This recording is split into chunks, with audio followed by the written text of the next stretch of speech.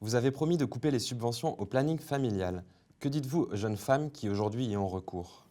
Alors, je dis déjà que la suppression de ces subventions n'entraînera absolument pas la disparition de ces associations pour la simple et bonne raison qu'elles font partie de types d'associations qui sont largement et grassement subventionnées par l'ensemble des échelons en France, que ce soit les mairies, les intercos, les départements, les métropoles, les régions, l'État,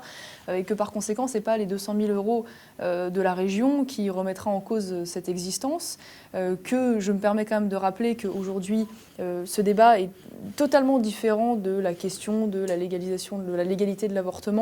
ou même de l'accès à la contraception, puisqu'il y a de très nombreux dispositifs d'aide et de structures qui existent. Donc il ne faut pas réduire, si je peux dire, l'accès à la contraception ou l'accès à l'avortement au planning familial, parce que, je le précise aussi, le planning familial sont des associations qui sont extrêmement politisées, disons-le clairement, clairement de gauche, qui elles-mêmes d'ailleurs se qualifient de militantes lorsqu'on leur regarde le terme est cité en tant que tel dans la présentation sur leur site internet, qui font partie en effet d'associations qui font des interventions dans les écoles, qui sont des défenseurs de la théorie du genre. Et donc c'est vrai que dans ces conditions, il n'y a pas de raison que ces structures en particulier puissent bénéficier de centaines de milliers d'euros de la région, plutôt que d'autres associations qui ne sont pas aidées par les échelons et qui, elles aussi, ont un rôle en matière de santé, d'accompagnement social, humanitaire même, et qui pourraient aussi intéresser un peu plus les pouvoirs publics.